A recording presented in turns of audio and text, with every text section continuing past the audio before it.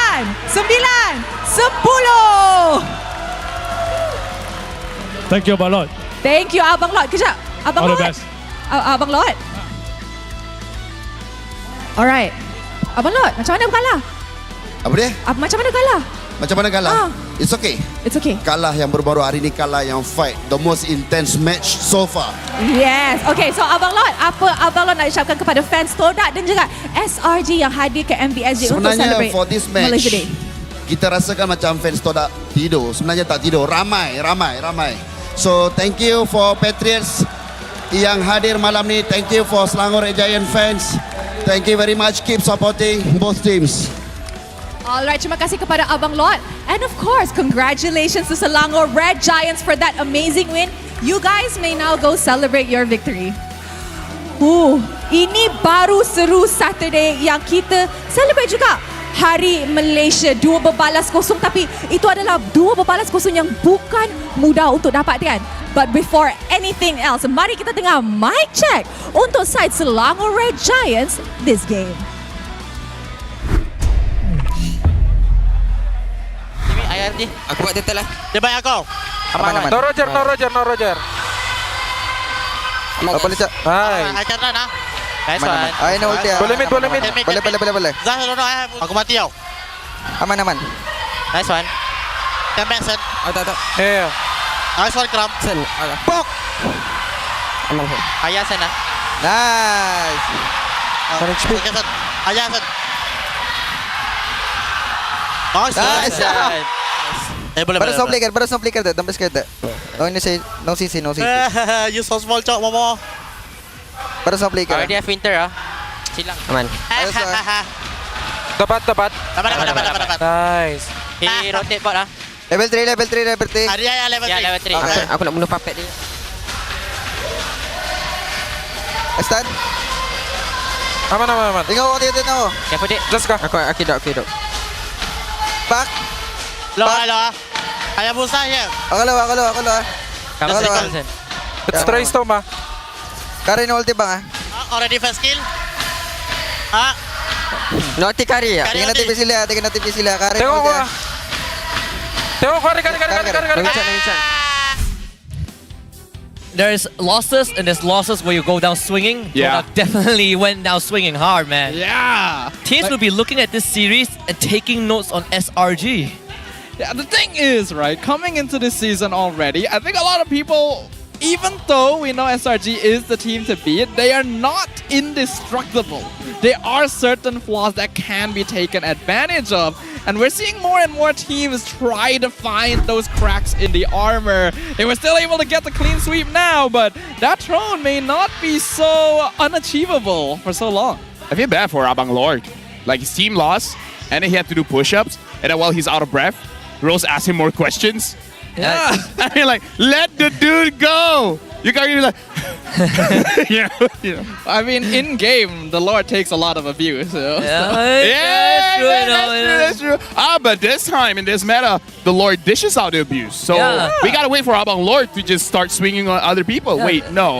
That's too violent. Yeah, No. well, we wait for the next episode of his podcast, and I'm pretty sure he's gonna talk about it for sure. But man, SRG, talk about having a target on their back, right? The rest of the series, the rest of the league is not going to get any easier. They still have big names like Team Vamos to take on, but for now, let's just feast our eyes on. I'm seeing a little bit of Loisky in this guy. It's Yums, MVP of the match. I like that because he uses Revitalize. He might as well use the favor just so that he can heal his teams and then give the shield. That's pretty interesting. Yeah, when you combine the Revitalize with the Favor, with the Oracle, with the Queen's Wings, Gatot just becomes even more difficult to take down than he already was. And then game 2 on the Cho, one of his comfort picks, we saw him constantly jumping forward to be the one initiating the fight. Even going as far as to kick Momo into his team most of the time when Hylos isn't usually supposed to be the target. Yeah, not this case, they have so much percentage damage, right? Glowing One, Wishing Lantern, then you have the Lunox to boot. Surprised the entire game. Stormy actually went deathless this entire game that went on for 23.5 minutes. He was the game winner also. Yeah, again, Stormy the prodigy, man. Like, I don't know. At this point, I actually, the first lineup kind of looks better, but right? Yeah. Which lineup is actually better, right? If you ask me, I definitely would say the first game set the bar really high. But, I mean, even the second game is pretty close, right? They broke 2 of SRG's inhibitors. I think the big difference is that SRG actually changed their approach between Game 1 and 2. Whereas in Game 1, they were playing pretty passive early on, which allowed for quite a lot of farming to take place between Gary and Moon. This game, they immediately invaded Zayed, so the Hayabusa was taken out of commission quite early. Yeah, for quite a long time. He was 4 levels down compared to Sakai's at one point, but still able to recover overall. But does this series change kind of like your outlook on that Zask pick? Because it is still a very troublesome pick to deal with. No, I still feel like Zaz is a very strong hero. And it's just we learn something new every day, where apparently today, people are opting for the Vixana to fight against the Zaz, right? So I still believe that Zaz is very strong. But if everyone can play like Stormy with the Vixana, then I can see a world where you let it go because you have options to fight against it. Props to the mid laners. Look at the total damage taken. 23,000 for Moon, 29 for Stormy only. This is a reversal as well, because Stormy did not have a very good time in game number 1, was getting focused quite hard. So This time, since the jungler on Todak was already a non-factor for most of the game, it meant that he was forced to play very back, play safe, farm up, which gave the Vexana more time to be a nuisance. And even then, Moon was so difficult to handle. You really had to find ways around that Dominator's descent. Let me just say, I'm very satisfied with this series. Oh, I am. This entire match, game 1, game 2, it makes it worth it to come here. Like, I feel like even if you're a Todak fan, you're like, yeah, we lost, but what a game. You know what? How is the last series going to top this? That is my question right now. I don't think it will, honestly. No. Keep saying that stuff, cast the curse. That's not the cast the curse. That's the plan. That's not the right mindset, Dafa, but that's the right thing to say. Hall of Famers on your screen, so guys, GPM, a leader, carry, of course, Stormy, Momo, the sandbag, and this time best wingman Yums, of course. No questions about that. I mean, you can question, like, how did he get 10 assists? That's true. With the right mindset, you can question anything, Husky. What's his training regime? Exactly. Like, what did he eat in the morning? You can always ask questions, Husky. Like, this is part of our job. Asking questions. All right. How could he say, like... Why is Yums Yums? Why is Yums Yums? Because of his mindset. He woke up and decided today, I'm Yums. I'm him. He woke up and decided that he wanted to have seafood here today. Other days, he might wake up and be like, I'm Sakai's today. Right. With the right mindset, you can be your teammates. That's how they want. Today, I woke up and I'm like, you know what? Gideon.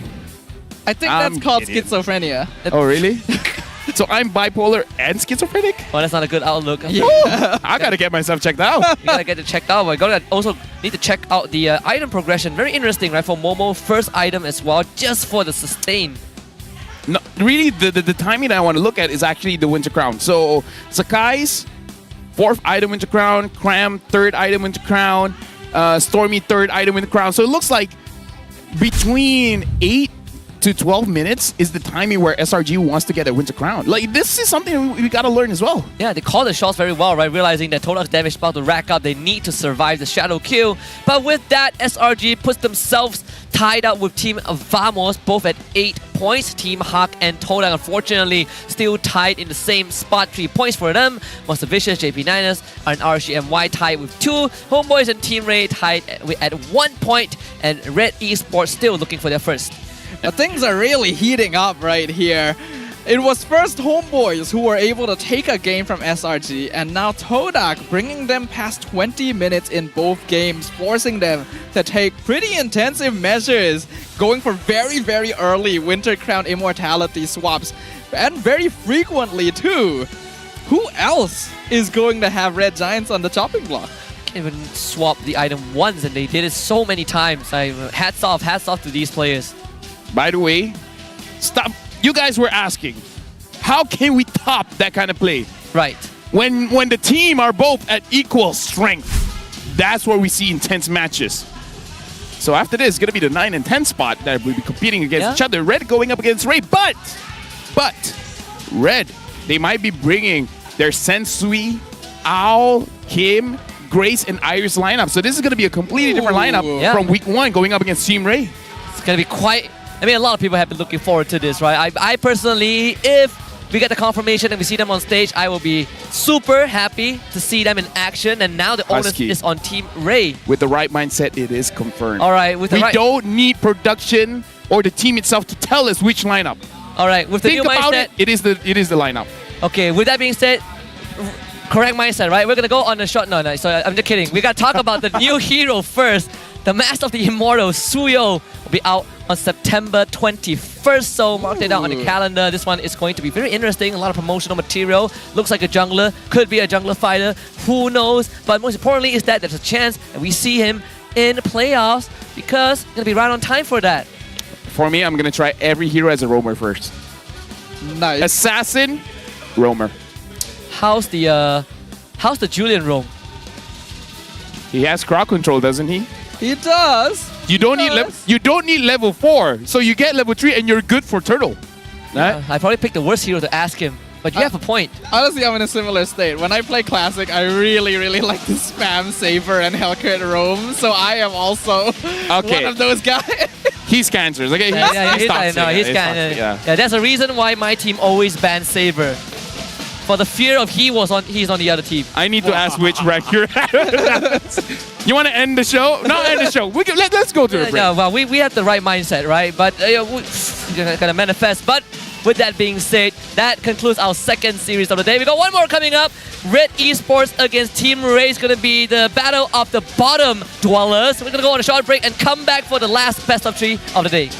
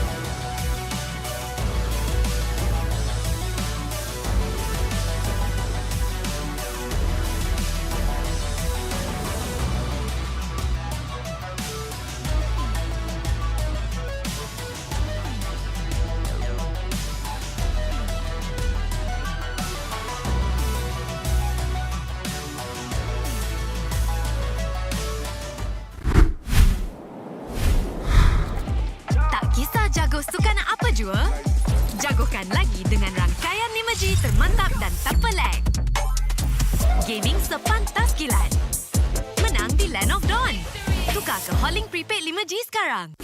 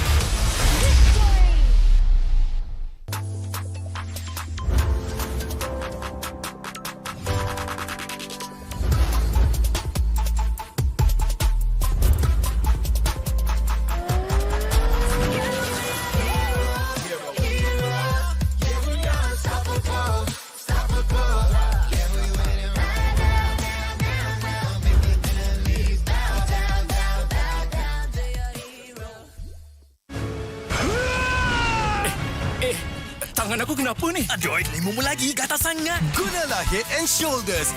100% keyakinan, kelomomo dan kegatalan. Wiped out. Unstoppable. All I hear, go get the money. So I go get it.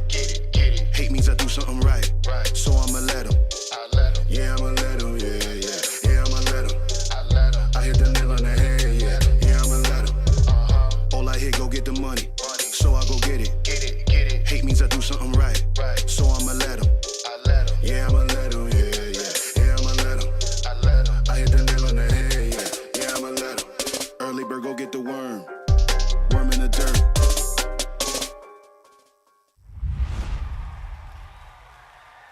Panas.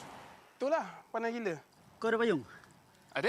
Kau tak dengar ke Kagura selalu cakap? Sediakan hujan sebelum payung untuk M6. Hacik kau. Sediakan payung sebelum hujan. Oh, iya ke? Tapi apa kena mengena dengan M6? Apa kena dengan M6? Ha.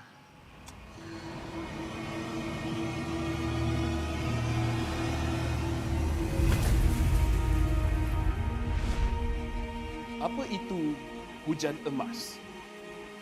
Hujan emas adalah satu matlamat, satu impian terunggul untuk setiap pasukan. Setiap musim, apakah kenangan yang istimewa? Ia adalah ketika juara menjulang piala di bawah hujan emas. Ia juga menjulang dan membanggakan nama Malaysia di persada dunia. Seperti cuaca, musim baru datang dan pergi. Ia persis dengan MPL MY. Setiap pasukan dan pemain yang pernah menjejak kaki di MPL MY, mereka tidak pernah berputus asa. Setiap musim ada permulaannya. Juga permulaan baru untuk matlamat dan impian bagi pemain kita. Musim cuaca datang dan pergi, tapi ia tidak akan mengubah sejarah pemain kita. Dengan harapan musim hadapan yang cerah adalah satu pemangkin semangat bagi pasukan yang bertarung. Komposisi musim lalu tidak penting. Yang penting adalah kesetiaan kepada permainan. Tiada guna mengerti hujan emas dan berjuang demi Malaysia kalau kita tidak dapat merealisasikannya di M6.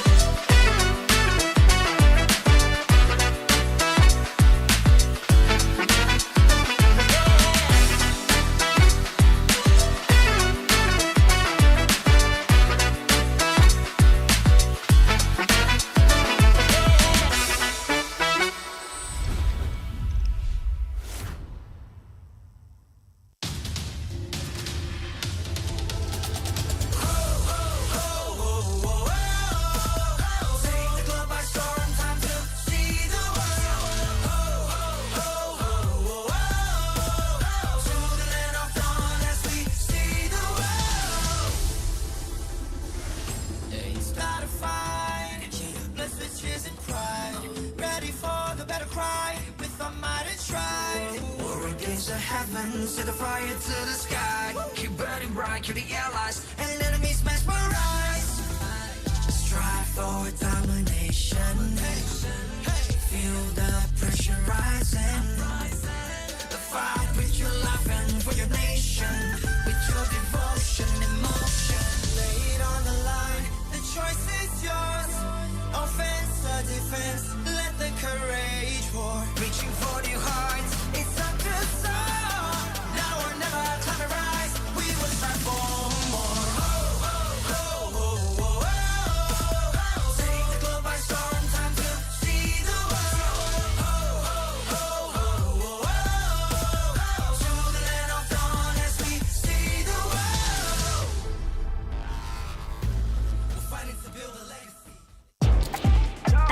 Jago sukan apa jua? Jagokan lagi dengan rangkaian 5G termantap dan tanpa lag. Gaming sepantas kilat. Menang di Land of Dawn. Tukar ke Holling Prepaid 5G sekarang.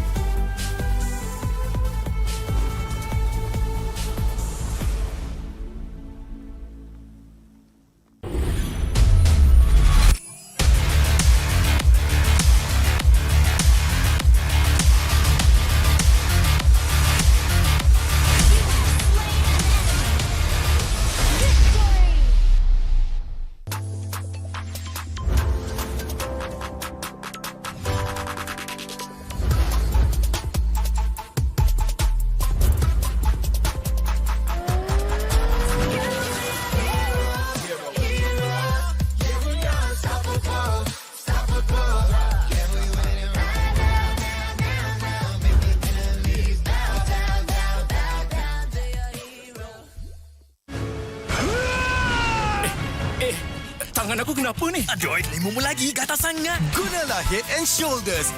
100% keyakinan, keluarmu dan kegatalan. White out. Unstoppable.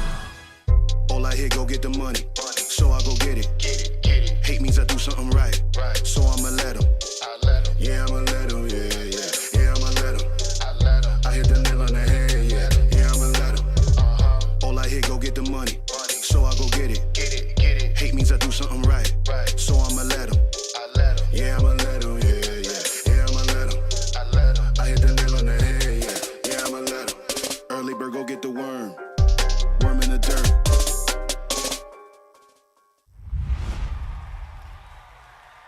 Panas. Itulah, panas gila. Kau ada payung? Ada? Kau tak dengar ke Kagura selalu cakap? Sediakan hujan sebelum payung untuk M6. Cik kau. Sediakan payung sebelum hujan. Oh, iya ke? Tapi apa kena-mena dengan M6? Apa kena dengan M6?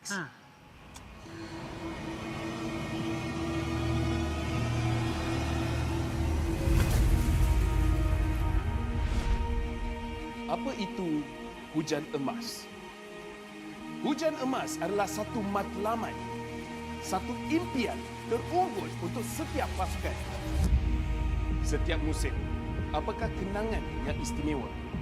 Ia adalah ketika juara menjulang piala di bawah hujan emas. Ia juga menjulang dan membanggakan nama Malaysia di persada dunia. Seperti cuaca, musim baru datang dan pergi. Ia persis dengan MPL MY. Setiap pasukan dan pemain yang pernah menjejak kaki di MPL MY, mereka tidak pernah berputus asa. Setiap musim ada permulaannya. Juga permulaan baru untuk matlamat dan impian bagi pemain kita. Musim cuaca datang dan pergi, tapi ia tidak akan mengubah sejarah pemain kita. Dengan harapan musim hadapan yang cerah adalah satu pemangkin semangat bagi pasukan yang bertarung. Komposisi musim lalu tidak penting. Yang penting adalah kesetiaan kepada permainan. Tiada guna mengerti hujan emas dan berjuang demi Malaysia kalau kita tidak dapat merealisasikannya di M6.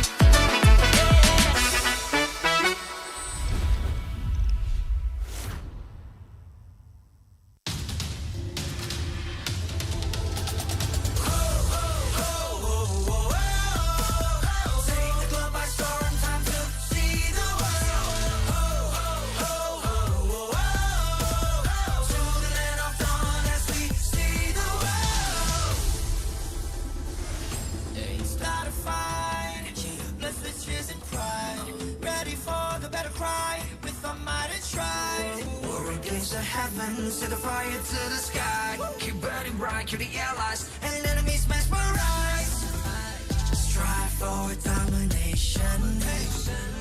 Feel the pressure rising. Fight with your life and for your nation. With your devotion, emotion. Lay it on the line, the choice is yours. Offense or defense, let the courage pour. Reaching for the heights, it's up to soar. Now or never, time to rise. We will strive for more. Take the globe by storm, time to see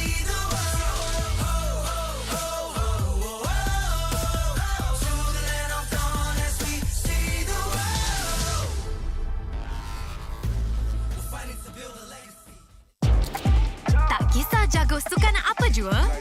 Jagokan lagi dengan rangkaian 5G termantap dan tanpa lag. Gaming sepantas kilat. Menang di Land of Dawn. Tukar ke Hollink Prepaid 5G sekarang.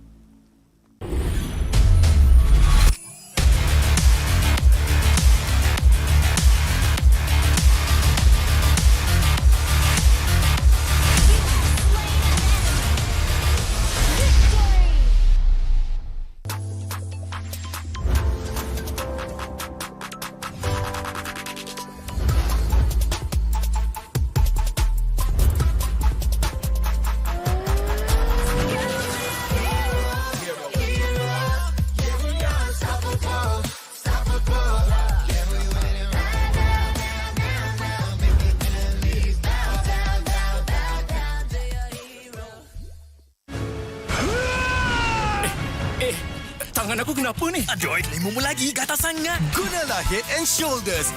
100% keyakinan, kelumamu dan kegatalan. White out. Unstoppable. All I hear, go get the money. So I go get it. Hate means I do something right. So I'ma let him. Yeah, I'ma let him. Yeah, I'ma let him. I hit the nail on the head. Yeah, I'ma let him. All I hear, go get the money. So I go get it. Hate means I do something right. So I'ma let him. Yeah, I'ma let him. Yeah, I'ma let him. I hit the nail on the head. Yeah, I'ma let him. Early bird, go get the worm. Worm in the dirt.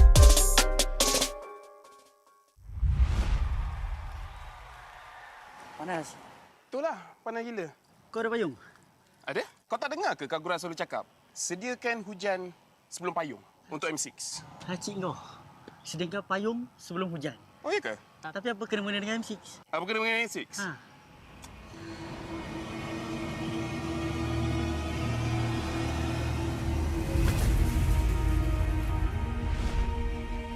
Apa itu hujan emas? Hujan emas adalah satu matlamat, satu impian terunggul untuk setiap pasukan. Setiap musim, apakah kenangan yang istimewa? Ia adalah ketika juara menjulang piala di bawah hujan emas. Ia juga menjulang dan membanggakan nama Malaysia di persada dunia. Seperti cuaca, musim baru datang dan pergi. Ia persis dengan MPL MY. Setiap pasukan dan pemain yang pernah menjejak kaki di MPL MY, mereka tidak pernah berputus asa. Setiap musim ada permulaannya. Juga permulaan baru untuk matlamat dan impian bagi pemain kita. Musim cuaca datang dan pergi, tapi ia tidak akan mengubah sejarah pemain kita. Dengan harapan musim hadapan yang cerah adalah satu pemangkin semangat bagi pasukan yang bertarung. Komposisi musim lalu tidak penting. Yang penting adalah kesetiaan kepada permainan. Tiada guna mengerti hujan emas dan berjuang demi Malaysia kalau kita tidak dapat merealisasikannya di M6.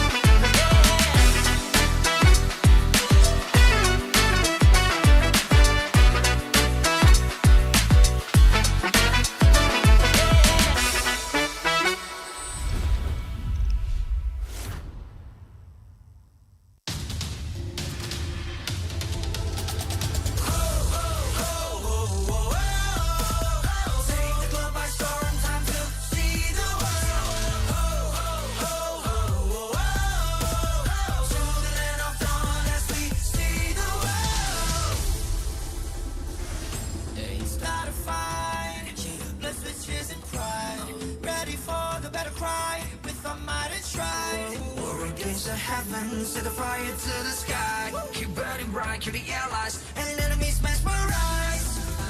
Strive for domination. Feel the pressure rising. The fight with your life and for your nation. With your devotion and emotion. Lay it on the line, the choice is yours. Offense or defense, let the courage roar. Reaching for your hearts, it's up to soar.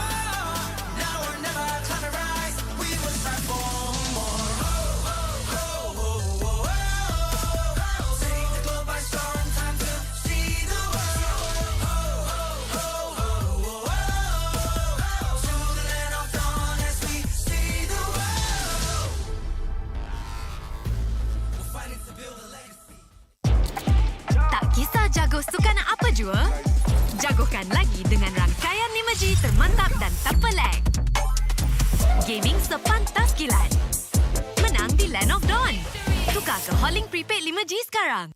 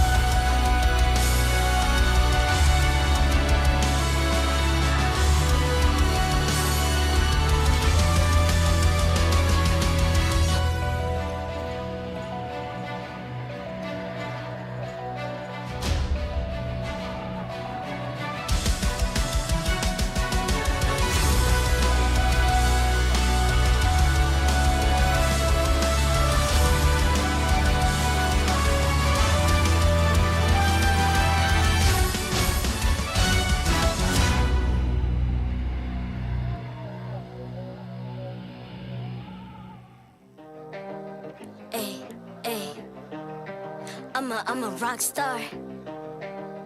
Yeah, rock star. Hey, hey, hey. I'm a rock star, baby. I'm a rock star. I'm a rock star. I'm a rock star. I'm a rock star. Panggil aku rock star. Ini kejohanan kita semua orang rock star. Kita rock star, kita buat saja gaya kita. Makin panas apinya sudah membara. Macam mana pun ku menempuh segala. Demi negara ku buat semua bangga. Step into my world, you know I'm always in my zone. You know I got my team, no I'm never alone. Bring out my best, buat yang terbaik. Jadi juara perlahan kita naik. Aku nak push, naik-naik jadi lebih bagus. Jadi hero, ku ada skill. Berapa banyak musuh aku dah kill. Ramai cuba mencapai, cause they envy me. Tiap game aku pasti jadi MVP. Easy. I'm a rock star, baby, I'm a rock star. I'm a rock star, I'm a rock star. I'm a rock star, panggil aku rock star. Ini kejohanan kita semua orang rock star. I'm a rock star, baby, I'm a rock star. I'm a rock star, I'm a rock star. I'm a rock star, panggil aku rock star. Ini kejohanan kita semua orang rock star. Tengok nanti siapa yang juara. Ni peluang kita bawa pulang piala. This is my game, this is my time. Menang semua, everything will be mine. Kalau jatuh kau pasti kembali. Bangun balik ku tegak berdiri. Kuatkanlah tenaga, ganjaran diperoleh. Ni kejohanan kita, Malaysia memang boleh. Rise up to the top, kita buat bersama. Semangat kita kuat di bawah satu bendera. Hey. I'ma go hard for the win. On the battlefield till the end. I'm trying to beat the greatest anyone has ever seen. Stand by, I'm coming in for the win. I'm a rock star, baby, I'm a rock star. I'm a rock star, I'm a rock star. I'm a rock star, panggil aku rock star. Ini kejohanan kita semua orang rock star. I'm a rock star, baby, I'm a rock star. I'm a rock star, I'm a rock star. I'm a rock star, panggil aku rock star. Ini kejohanan kita semua orang rock star.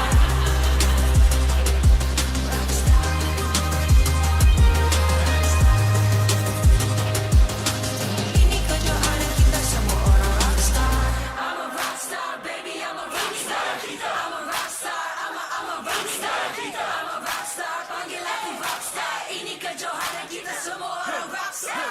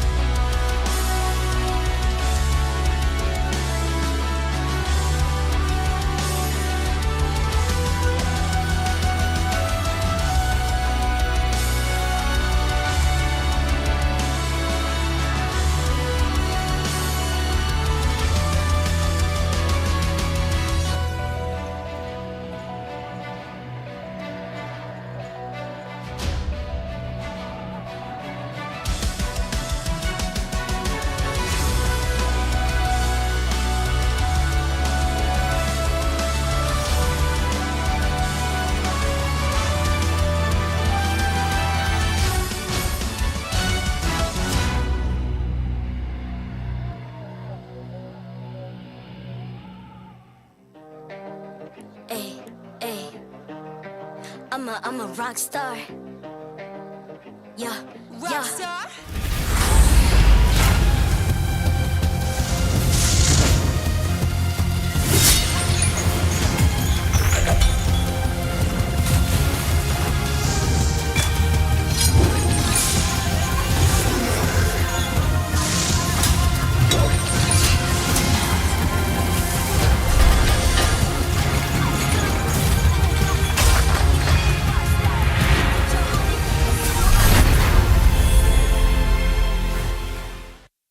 MPL MY Season 14 is powered by Moonton, KPRG, and MSNJ. Official 5G mobile internet hotlink.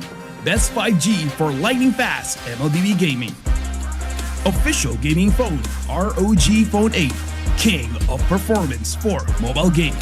Official lifestyle fashion partner. Up your game with JD Sports. And thank you to all our partners in esports and strategic partners. We've gone 42 through- minutes in a Oh, sorry, I was. It's okay, it's okay, it's Yeah, I was back with previous game. man. My bad. I was just stuck there, so I was just about to say Todak SRG coming up. Yeah, I thought we were doing the line opening again. Oh man, my no, bad. it's okay. We're still really. Are you okay, Stava? Are you okay? Oh, still shell shocked fine. from that. We gotta move on, right? The entree has been served. No, they cooked and we ate, left no crumbs. And now it's dessert time. Red Esports against Team Ray. And Red Esports are gonna bring in the actual lineup. Owl, Grace, Kim. They're gonna show up and play their debut match. Is it because of my Malay tongue, but saying owl is very difficult? Owl? Owl? Owl? Owl? OW is owl? Hoot hoot? That's Diggy. That Diggy is an owl, just like if you talk about style, you gotta talk about JD. Sometimes you can't just win in game, you gotta win in real life because winning games ain't getting you that date. So up your game in style with JD. With that being said, let's take a look at the standings. First, to get you guys up to speed on what has transpired in the league, SRG and Team Vamos tied in first place with 8 points, followed by Team Hawk tied with Todak, and then Monster Vicious, JP Niners, and RCMY tied with 2 points. Homeboys and Team Ray tied with 1, and Ready Sports looking for their first. Just like our casting table, there's a lot of ties here. Yes. Yes. 3 in fact. Wait, 1, each Nissan, Yon, 4. 4? 4? 4 ties? Where's the... No, it's like 1 tie, 2 tie, 3 I thought you were tie. still talking about us. Oh, yes, I got uno, dos, tres. Yes. 1, 2, 3, 4, 5, 8. Ocho? Wait, no, 8 is 8. No, it's like... It's fine, it's good enough. It's good enough. You know what? That's what my mom always says. You know what? You're good enough. Yeah, that's what my mom says as well. Passing grades Validation is enough. important. Yeah.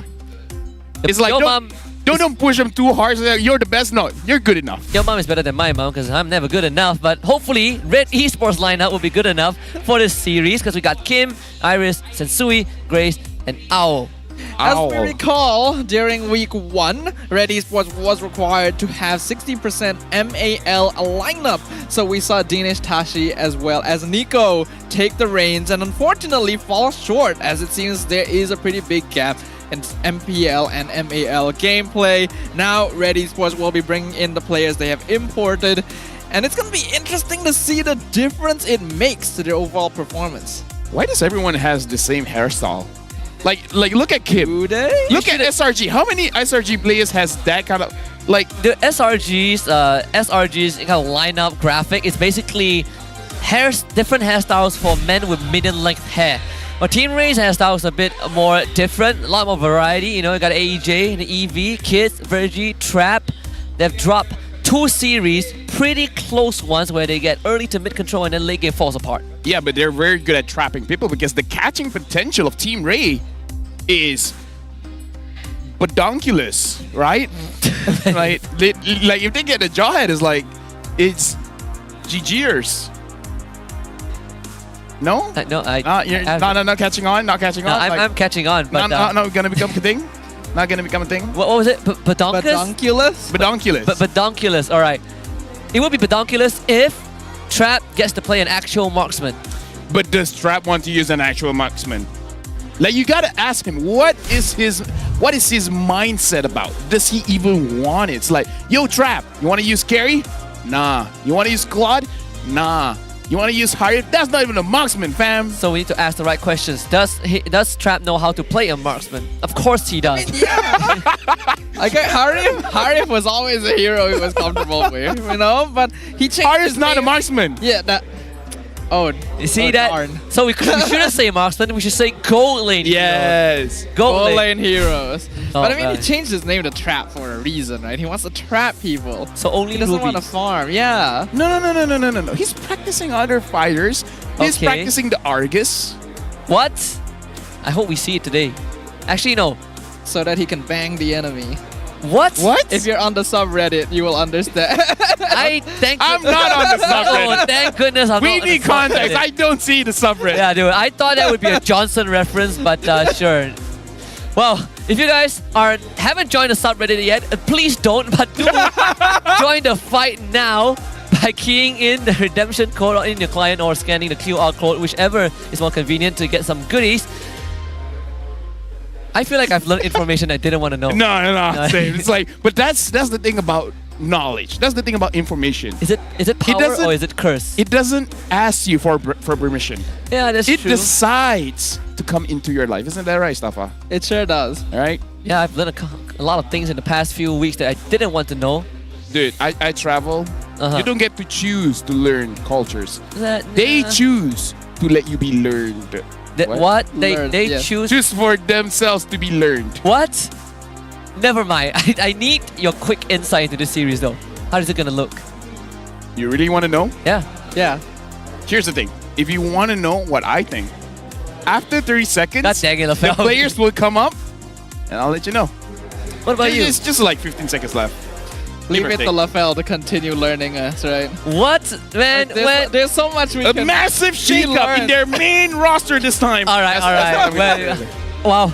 With a last Red 50 Esports bringing seconds, grace. let's bring in Red Esports and Team Ray to the stage for this series.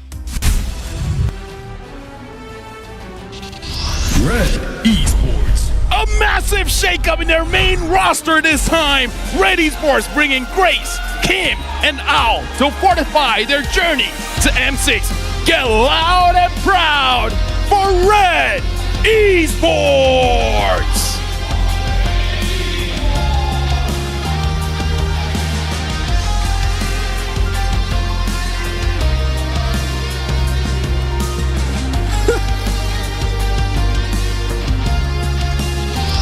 Team Ray.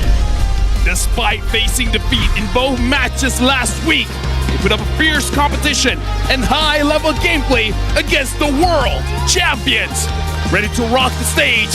Welcome, Team Ray!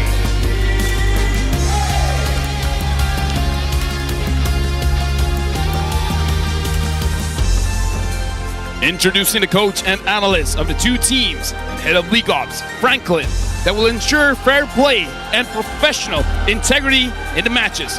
Let's keep it going with fist bump as well for both teams. True sign of professionalism between the squads. Someone's going to break up of the bottom at the end of this series, and hopefully Red Esports finds their first win as they finally figure out which side of the stage that they're going to be on. Oh yeah. One more series to go before we wrap up week number 2. All right. Hard for me to keep character for that one, but to be fair, Yeah, I could see that. I am a character. You are a character. I was Rafael's half not your real expecting name. like Bedonkulus to come out at some point during your intro, you know? Yeah. At this point, I was expecting things like Worcestershire sauce. No, I got another one. Yeah. Well, hit me. Shakinagi. What? Damn. That was Shakinagi. Man. It's like you don't even know how it's spelled, so Yeah. you can never really say if you're saying it right or wrong. We are That transcending play was generation. Shakinagi. And I it's didn't even say it at the same time. You gotta Third note time. that down. You gotta note that down. Use it. I feel like I have to know You have to note that down for now later. I have It's more like- vocabulary to use Here's when the I'm thing. doing play-by-play, right? When you see two junglers facing off in the turtle and the roam gets it, that's a Shakinagi moment. It's not even I the feel same like word. the pronunciation changes every time. It definitely changed. It definitely changed at the end. Okay, we gotta quickly talk about these two teams, starting with Team Ray, who retained the Barracuda trio, EV, AJ, Trap. Then they added Kids and Virgie. I know Virgie has a lot more to be desired. A lot of us wanted to see what else he can bring to the table. We said the same about Rasi yesterday. It was a bit of a disappointment, but what do you think about Virgie? I think Virgie did an okay enough a job, and his setup is actually not that bad. It's pretty good. Personally, my issue with Team Ray is their overall gameplay, but firstly, we do have an insider information. Yeah, of course. Also, one of the imports is Kids. Does he have a chance against Sensui? And Mino says that he has a good chance. You know, he knows a lot of assassin, but Sensui has the experience and knows how to handle pressure. And even then, despite that, he thinks Kids is going to have the upper hand. This is going to be interesting. Does a caster curse work in a WhatsApp? I guess we'll find out. That is a Shakini moment. That's version number 1. Look, I'll find something else. You'll find something else, huh? After saying it for quite a few times, I feel like it's not going to catch on. It's too much of a mouthful. A little bit. I haven't even figured out the definition yet. Yeah, you don't have the... You don't have, it doesn't It's have like the... Skibidi. It doesn't have a definition. It just exists. But Shkinaki doesn't roll off the tongue like Skibidi does, you know? But M6 Malaysia rolls off the tongue really, really well, in fact, especially when we involve QR codes for free stuff. Again, for those who want to relive the glory days of M1, this is where you want to be. And of course, all the teams on stage want to fight for that slot, but we only got 2. First time ever, I think, in a long time that we have 2 direct invite slots. Yeah, scan it now and you'll get a shambam. That sounds better. You know, that sounds That can better. catch on. That can It's catch like on. the whole shebang. Yeah, the shambang. The Shabana gang. Yes. Shabang bang. It's like, it really depends on what you want to say during that day. You know, you want to say shagaga bang, Yeah, I wonder how unhappy chat is right now. shadada dang. What? Shaquille O'Neal. That's an actual person, so. Yeah, I don't think we have the rights to use that. Ah, dang it. Well, I guess the lawsuit's coming my way. We see drafting phase. What is gonna be on the cards? Because Team Ray, only team so far that has kind of showed that jawhead in the entire regular season. We'll see if they get it this time. So which side they're gonna be on though? Ready Sports Blue, Team Ray Red. I hope I don't curse this, but I really miss watching Kim play. Like, Kim is a very good mid laner. Like, during those days, I got my boy Stormy as well as Izanami. But Kim, I was eyeing on him as well. So did he make it to the boy list? He made it to the... He almost made it to the boy list. Almost. This could be the one that changes your... I don't know how comfortable I am to say I have a boy list, but... You know, like for you guys that know, this is my boys, right? Yes. It doesn't mean anything more than that. Your boy list, huh? Your boy list. Always gonna make it through the draft and the Zas. But yeah, it's a good point because Kim has. So they get neither. What? So you have Phobius and you have Zaz. Which one do you pick? Edith. I mean, Edith is strong. I mean, Edith is still pretty solid overall, but not really a hero that people have been prioritizing over the other 2 as a first pick so far. They didn't let the Roger through also, so there's 3 choices for Team Ray. There's so many choices that they'll fumble somehow, right? Like Team Red would still get something. Yeah. You gotta make the trade. They're gonna get Phobius. Zaz, Roger, so Phobius goes over, but it reveals instantly that the Edith goes to Rome, so... Where is the... I mean, then you don't flex anything, right? Well, they ignored Harif. Harif. So the first Harif pick today. So we will have Owl playing on Harif, which is definitely going to be interesting to watch. And Matilda is going to be the pick for Team Ray for Virgie.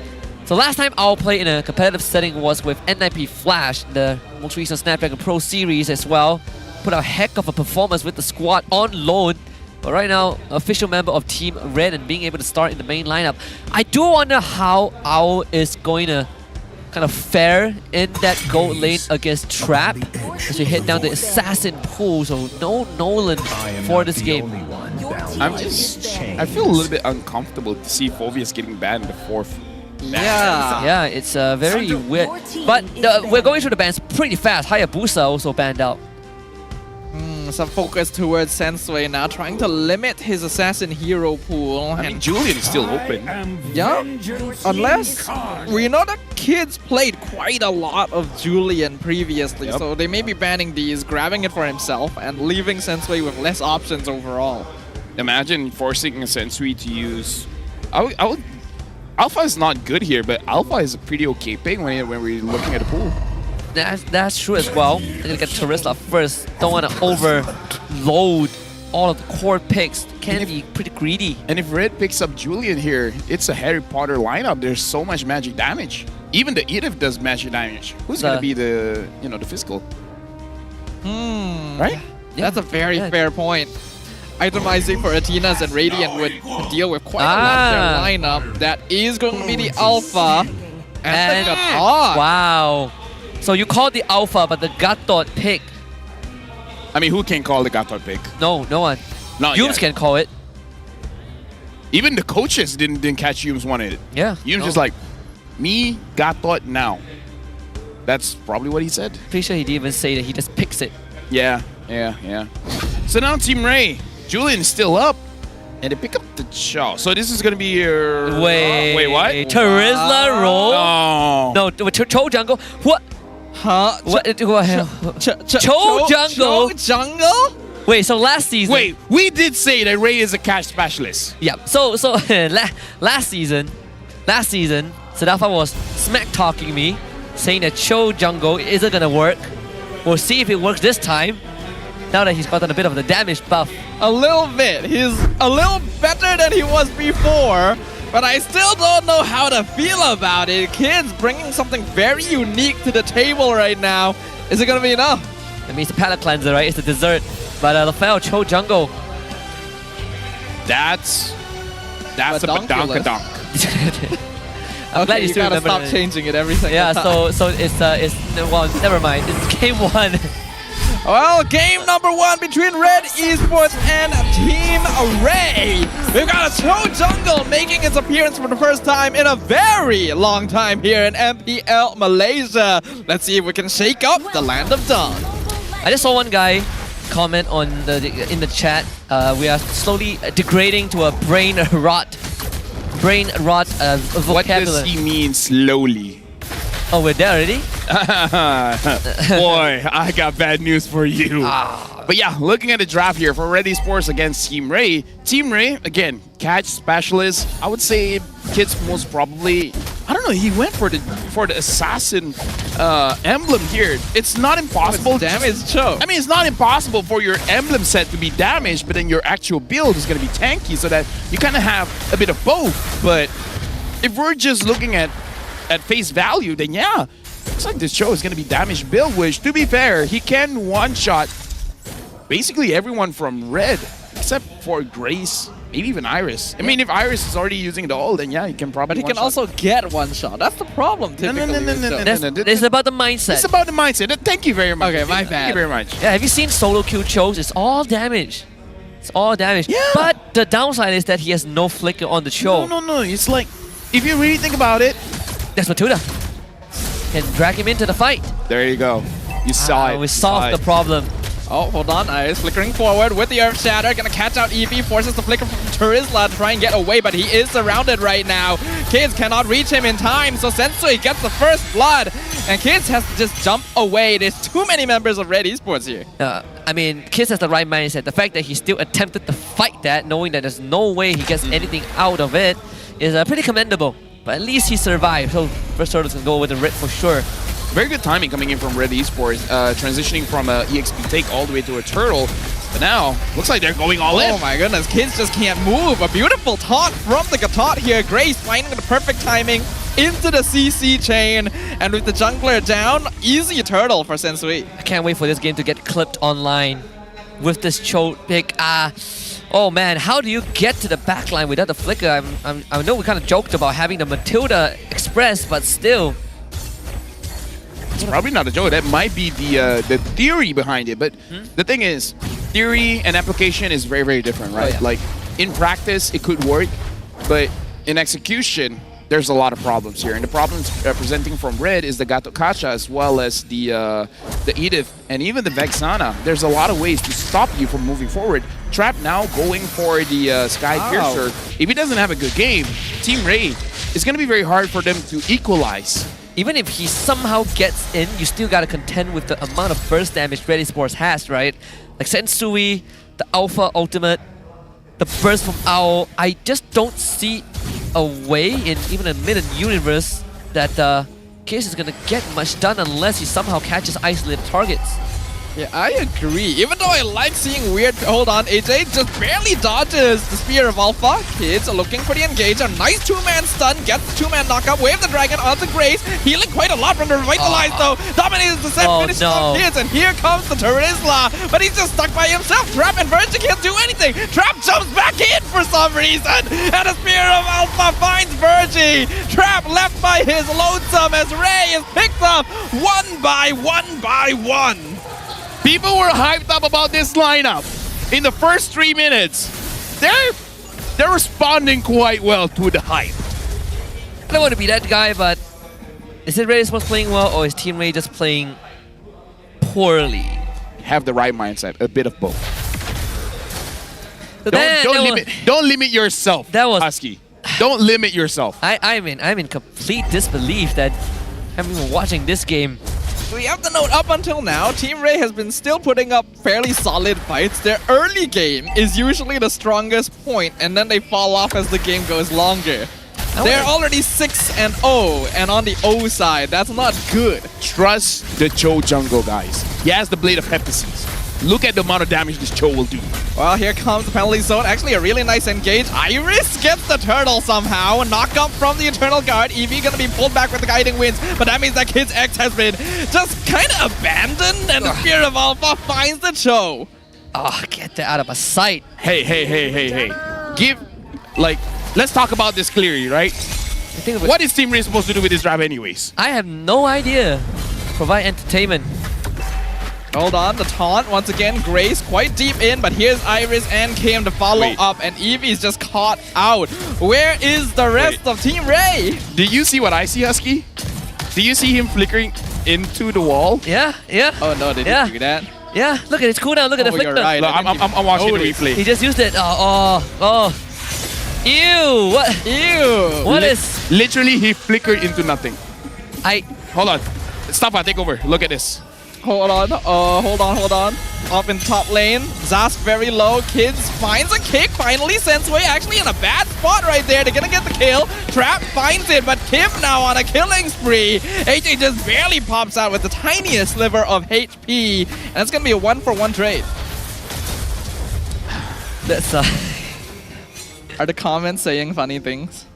You know, the comments, they're there, you know. I'm gonna look at it. I mean, what's the worst that they could say, right? No, again, like, stuff. I just showed Husky what I saw, and Husky's reaction, it should be cammable. It's the reaction. It's full of disgust. It's a reaction, okay? It's a reaction. Yeah. I mean, oh man, I can't. So Team Ray, what are they gonna do now?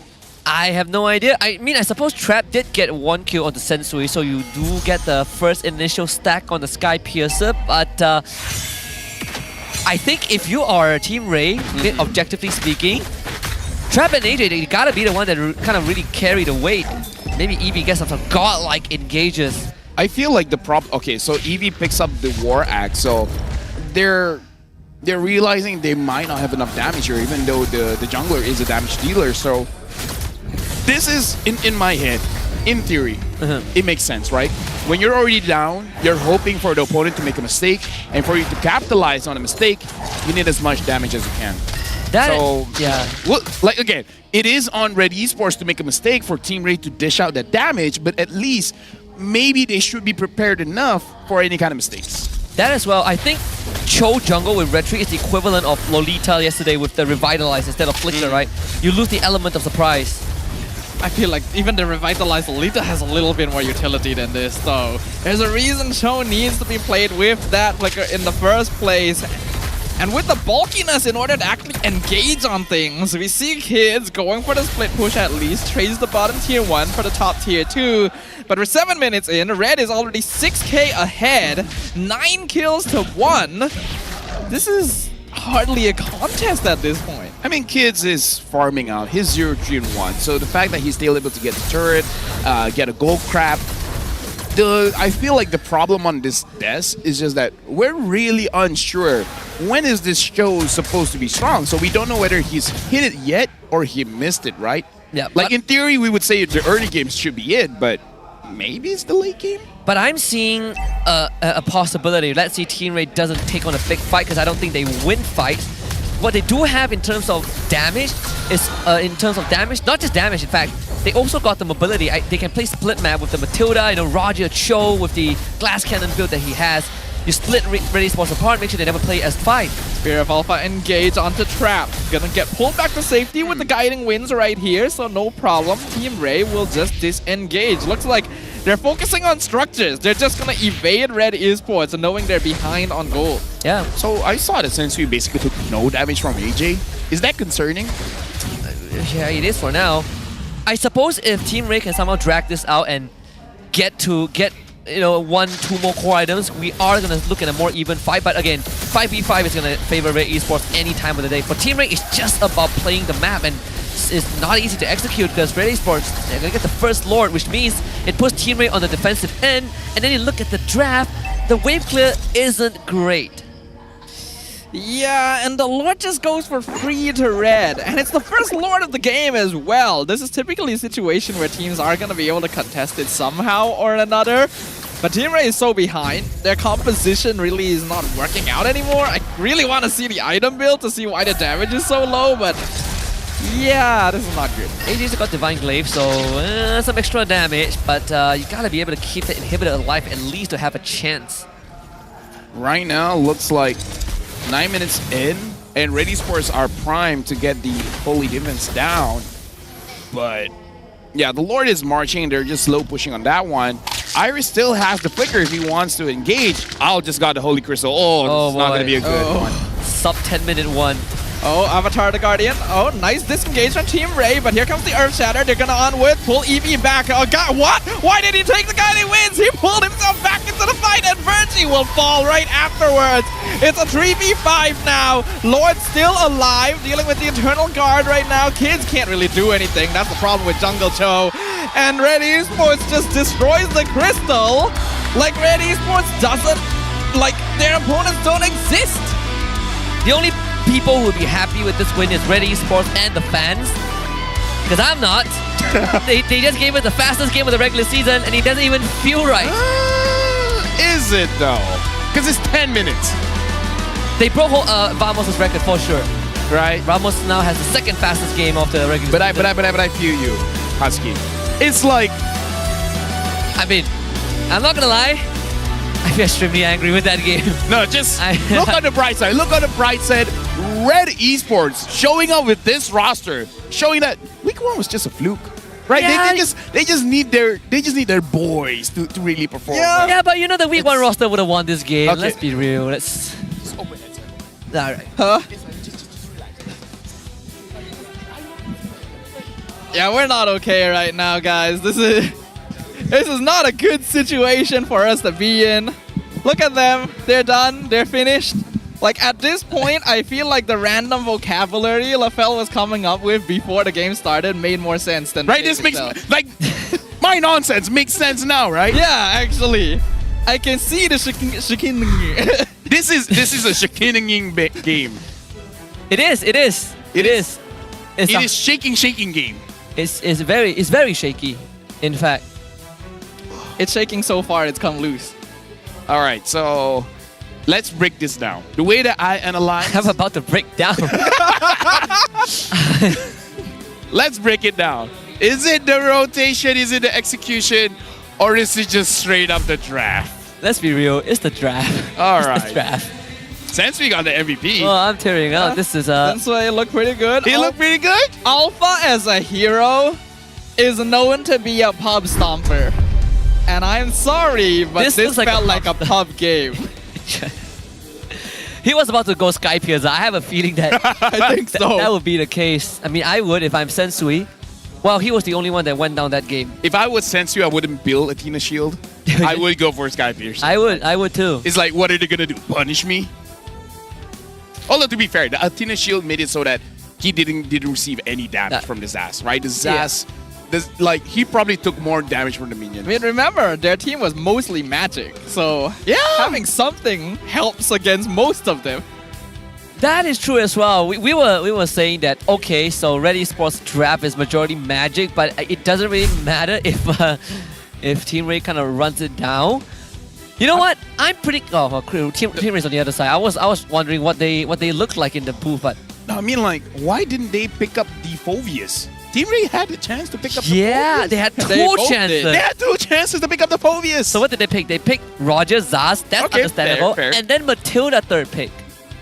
I mean, even that is kind of understandable, somewhat. But Phoveus gets banned afterwards. No, I feel like instead of Matilda, you can pick up the Phoveus there.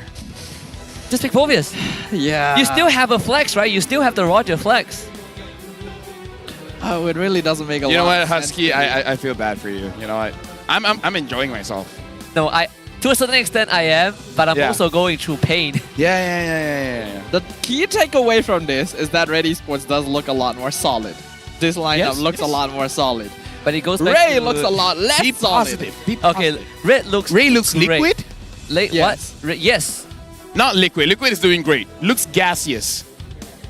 Red is gassed up for sure. Yeah. Because Ray wasn't doing all that bad last week. I Their know they early were game not. was very Yeah. good. They would often rotate. Their ganks were solid overall. And then this just doesn't seem like the same team. It's like they've lost their Ray. They lost their what? There's no ray of light at the end of the tunnel. You know that. I'm just surprised. Like, we actually got a game that has sub 100k damage dealt by That- both teams. That too, but we also got a game where there's a Cho jungle. The Cho jungle did 11k damage, which is more. It's higher than Grace. It's higher than Grace, alright? Look, It's look. higher than He was Grace. also building classic like pub damage, so it was Blade of Heptases. The He was fa- trying to build BOD. The fact that Grace almost dealt the same amount of damage as kids. I mean, Gato Kach has a lot of damage. Yeah, it's about the mindset. Dude, let me just say, I'm trying to cover up for them. You're making it hard for me. man. Dude, I'm trying very hard. You're trying very hard? Against my good conscience. You know what? I get it. I Thankfully, get it. Gideon isn't here today. Hey, chat, what do you guys think? Like, let us know what you think, because we want to know your insights as well. Is it just Husky? Is he overreacting? What about you guys? Help us break the game down. What? Help us break the game down. I need a second opinion. I need a third opinion, in fact. Yeah, honestly, we do need a doctor at this point. You know what? I thought that not being a part of the MAL broadcast is gonna free me, but Oh no. No, you don't go there. No, no. Don't go there. No. it's PTSD. Oh. It's happening all over again. Oh. I mean, and Red Esports is the team that came from MAL. That too, Yeah. man. That too. So it's a different lineup. We You have know- to remember as well, before Ray rebranded, It was when they were Barracuda. Barracuda, they actually had to fight for their spot here against the MAL team. Well, not the guy. Well, the key figure of DX Origin isn't here, so I'm just gonna say it. It was a cakewalk for Barracuda. All right, let's be honest. Look, even Pew Pew know what's going on. That's my man Pew Pew right there. Yeah. Shout outs Pew Pew, man. Shout out to Pew Pew. Now, moving forward, what should be the change for Team Ray? Not Jungle Cho, maybe pick up an OP hero when it's open. Maybe actually think about the Phobia's pick. Dude, imagine if they got Phobia's Harif. You know what? It doesn't make this makes the fighter lineup that they kept trying look so much better. I rather they go back to that, right? Whatever they're comfortable with, because this does not feel comfortable at all.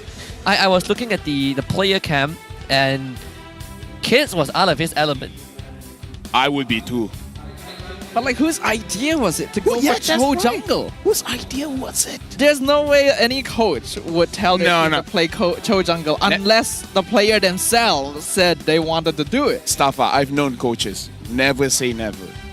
All right. Okay. So a friend. There's no limit. There's no limit to a coach's creativity. I've seen, because of coaches, we had Hylos jungle before, which was solid. Hylos jungle is fine. I know it was solid, but listen, remember during MSC, Pops pick up the Jawhead and everyone was stomping on that pick? Well, look where we are now. Jawhead was great. Maybe they're just too early with the Cho. Maybe Cho jungle is a thing. We're just late to the party. I don't know. I'm still waiting on You know Leopard what? jungle to be a At thing. least the main takeaway I got from this is that he just cleared jungle pretty fast now. Yes. So at least we got that out of the way. That's confirmation. He got one item. He did. He built Heptases into a second Fury Hammer and then started trying to build VOD, which is quite greedy. Like, it's understandable to go for a second Fury Hammer if you really want to play for that early game, which makes sense. It's Maybe good go for a damage Hunter show. Strike if you're, going for a But yeah, Hammer. then greeting for BOD is a bit much. You know what? That's the true brain rot right there. At least they're still in high spirits, I guess. They still look good. You know what, Husky? I'm enjoying myself working with you. It's very entertaining. Like, I see a range of emotions from you today, from the first match of the day to the second match. I've gone through the full cycles of grieving. Exactly. Went from, okay, this isn't that bad, but close enough, to, man, this is the best we got, and now it's, why am I even here? I mean, remember when you said that there's balance in all things? Yeah, I suppose that's We true. had really good games. All right. Today. You know what? Since I'm already in this state, I want Team Ray to actually play the game and bring us to a game 3, and then maybe we'd be disappointed again. Don't go there, man. You know, I'm holding everyone hostage. Don't go there. No, Husky. no, I am. I will. Brian. Ivan, please. At least Tafa's enjoying himself. Adrian. So. Yeah, that's weird. What were we talking about again? What needs to be done for game 2? You know what? I'm relinquishing my role because I have no idea what am I supposed to look at. You're supposed to be the color caster, but all the color has left your world. Yes, it's black and white now. You know what? I was colorblind and I'm seeing lesser color. This is I'm just gonna get a word with the X with it. This game is. I'm waiting. This game ain't buzzing. This game is ferocious. Ferocious. It sounds too good. That actually sounds like a word. Okay, let's see what Iris have to say though. So we asked him how do we lose weight like him. So he said I need to know this. Yeah, he has a lot of health issues, so he made a commitment. Jogging routine off season is 4 to 5 times per week. During MPL, 2 to 3 times in the midst of all the training. Cut sugar and count calories. And it worked. This glow up is amazing. Let me just say. First time I saw the walk in and I was like, wait a minute. By the way, I just looked at chat and they were saying, what about Yin though?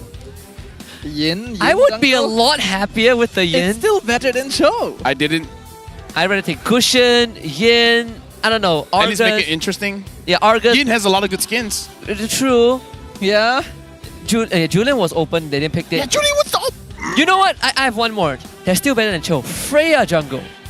I'm actually okay with Freya You jungle. can list out most of the hero pool. Saber and it would jungle. Still be better than Wait, jungle. Helker jungle?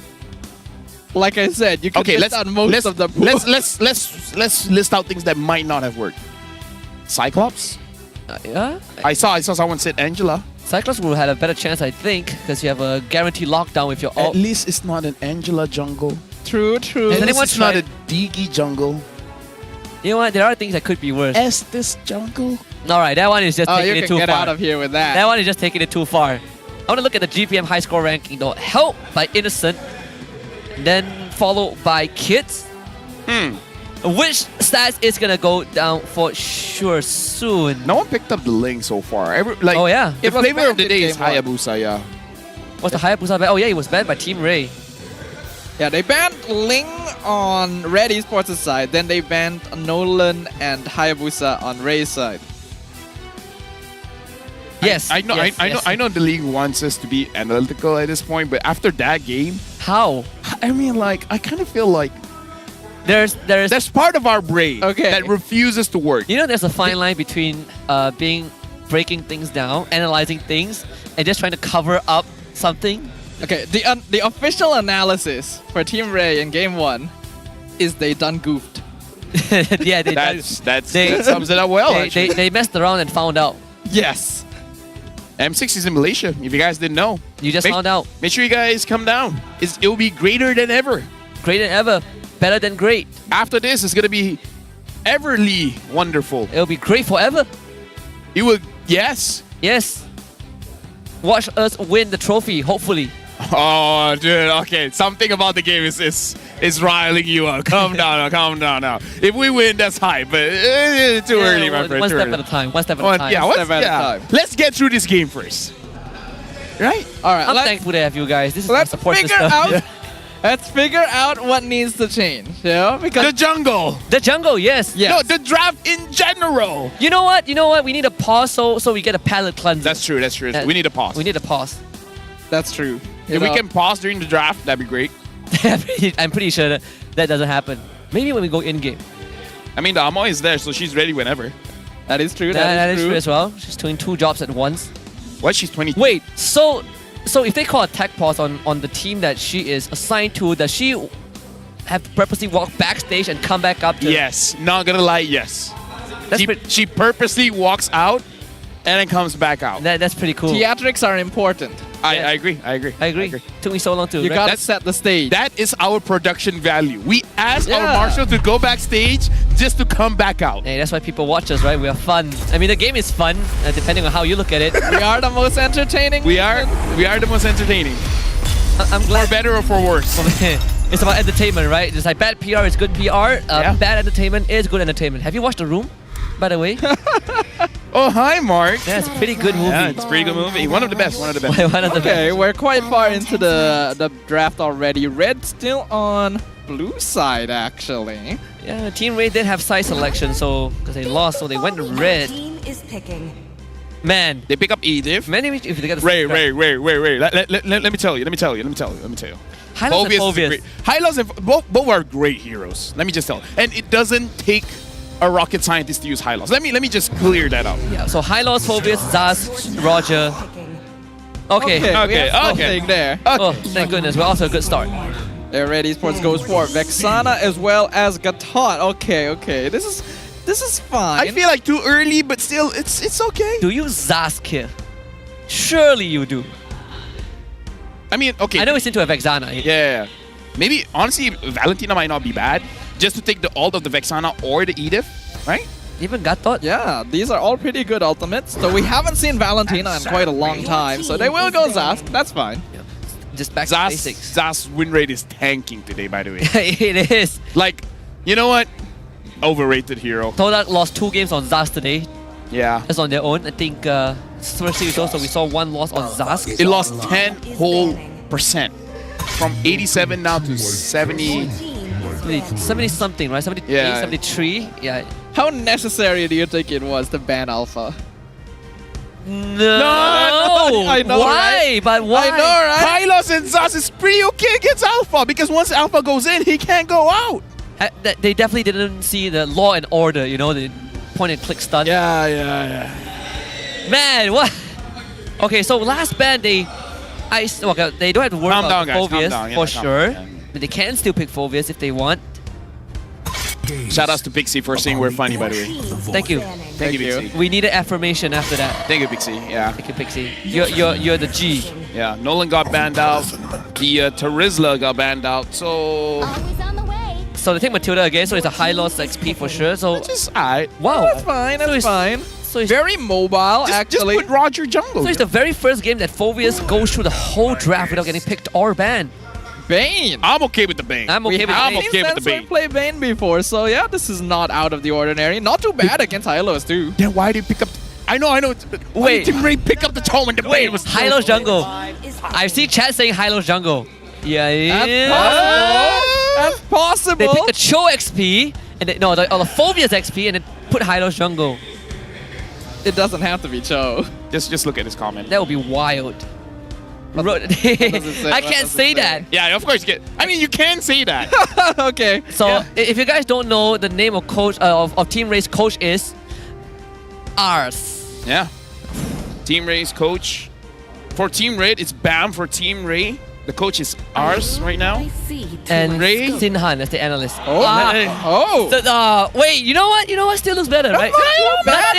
Nothing can go lower than game 1. Let's be honest. Let's be honest. I'm okay with this. Is I'm Tapa, okay. you okay with this? Yeah, I'm okay. Hey, I can rip through the Gatot, right? Hey, it's a skibbity draft. Yeah, that too. But the fact that you have true damage to rip through Gatot, I'm good with it.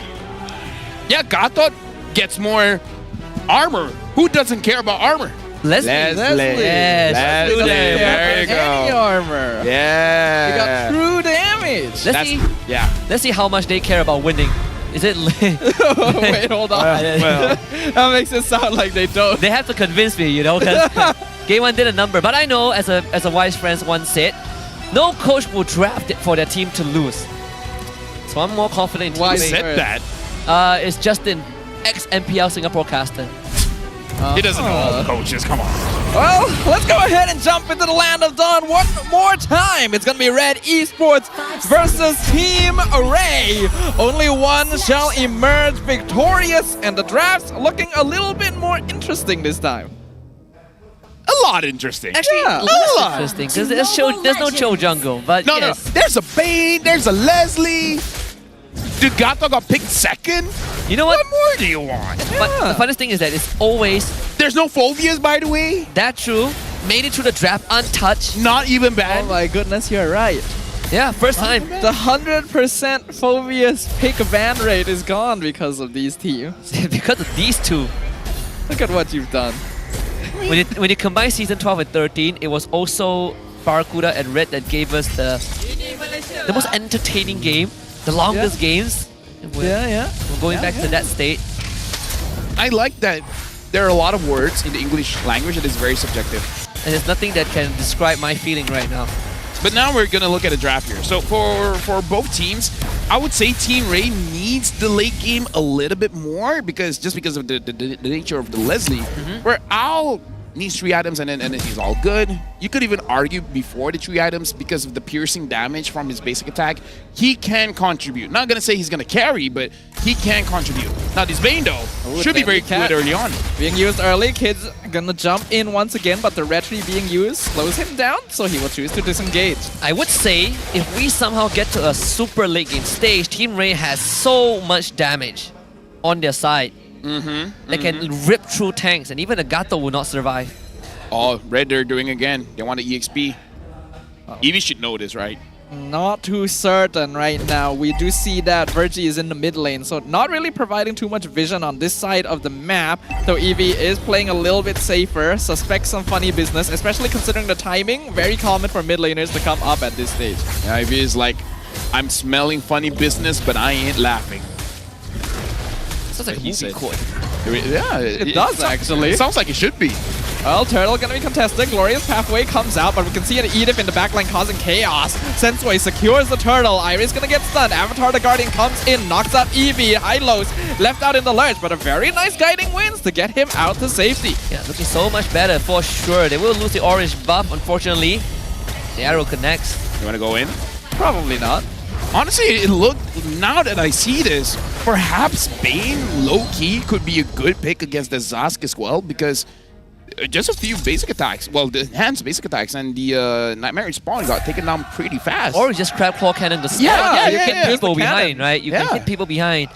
And it doesn't have too bad of a disengage too with the Deadliest Catch. So not too bad, all things considered. Pretty good at disengaging with the Glorious Pathway too. Just send the Deadly Catch down it, knock the enemy team back. Now I'm looking at the draft for Team Ray. They have this Matilda, but are they gonna go for any kind of ganks here? Because having the Zaz, having the Roger, it kind of looks like you have options, right? But I'm guessing there's like ganking the EXP. I think it's still possible, especially when he doesn't have a flicker. I feel like you're probably looking at Kids to get the job done. He does have the most damage potential at this point in time. Trap just wants to sit in lane. As long as he doesn't lose his turret, he should be fine. Yeah, Wave play would be a problem. Trap will be very comfortable down here if it's a 1v1, but now it's a 2v4. Red Esports looking to get as much gold shield as possible in the hands of Owl. Able to do quite a lot of damage to it. And the gold is starting to build up a little bit. Team Ray is just really passive. I would say if you're a late game comp, if you don't lose by 2,000, you're alright. Right? So as long as they don't lose by a large margin, right now it's 1,000. So they're halfway there. For round 2, and this is that was close. Yeah. Actually, good timing from Owl there, suspecting the rotation. Good. Oh, hold on. Glorious Pathway. They're aiming for Sensui, and there's the Deadly Catch. Disengage. But Virgie comes on back with the Circling Eagle. Iris trying to stop Kids in the back line. Earth Shatter on 2. Grace causing a lot of havoc with the Dominator's Descent right now. Team Ray, though, all of their members able to walk out without any deaths. And Trap using Ultimate Snipe on the Vexana ult for some reason. So the takeaway is that Team Ray, a lot of utilities, good die potential, but Red Esports has so much pew. We saw Eevee, he is getting feared, pushed away, taunted, knocked back, stunned, knocked up, so many things to keep him from reaching the back line. Something to say as well, both teams have quite good healing here because both teams have revitalized Team Ray a little bit more because they have the Matilda as well, so a prolonged team fight, Team Ray can survive. Onward onto Eevee once again, able to dash out. Fear of Destruction comes in. Glorious Pathway being dropped down. Team Ray doesn't seem very eager to take it, actually. Gonna try and contest the turtle instead with Liquor Earth Shatter. Finds 2 Avatar. The Guardian lands perfectly in the center. Eevee is taken down. Iris is low, but so is the rest of Team Ray. Virgie flickers out. AJ also what? as the ultimate snipe finds Grace in the middle of the entirety of Ready Esports. As somehow no one was in position to block him.